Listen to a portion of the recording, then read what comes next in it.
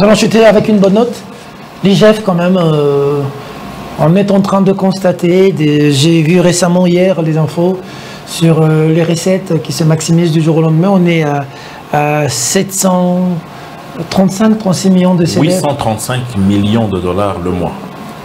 Monsieur Peter, je voulais vous dire une chose, c'est que si aujourd'hui le président de la République doit aller aux élections, le bilan principal qu'il va présenter, c'est le travail abattu par l'inspection générale des finances.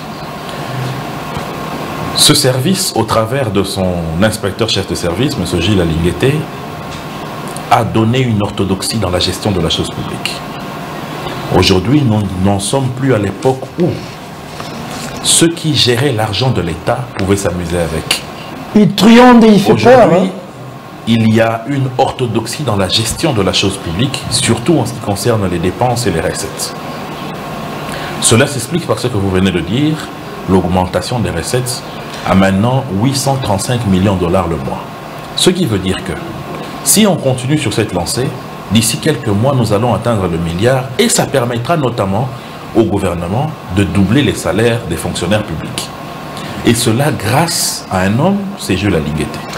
C'est par rapport... Contrairement à celui qui était avant hier à l'inspection générale de finances sous Kabila que vous étiez ensemble. C'est par rapport à sa discipline. C'est par rapport à la manière dont aujourd'hui il a une méthodologie de travail qui est très appréciable. On lui reproche aussi beaucoup de choses. Hein. Premièrement, s'il vous plaît. De tirer à boulet rouge sur... Premièrement, le travail que fait IGF sur terrain en mettant ses inspecteurs sur les traces de là où passe l'argent public, la patrouille financière, permet à ce que l'argent rentre dans la caisse de l'État.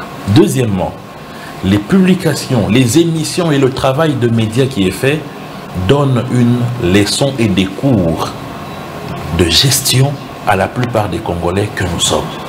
Aujourd'hui, grâce à toutes ces émissions que vous faites avec lui et que vous avez l'occasion de publier et que nous suivons, nous savons aujourd'hui que l'IGF existe. Ce qui est plus grave, je vais vous faire rire, c'est que vous allez même chez une maman qui vend des beignets au coin de votre avenue, à qui vous dites, servez-moi des beignets de 1000 francs, elle vous donne exactement ce que vous dites, et vous lui dites, mais il n'en manque pas, elle vous dit, hé, j'ai pas envie que l'IGF vienne m'arrêter ici.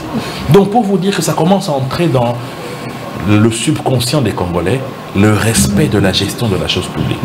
Si réellement, dans tous les secteurs, il y avait une bravoure comme ce qu'on sent dans le chef de M. Gilles Alinguete, je pense que le président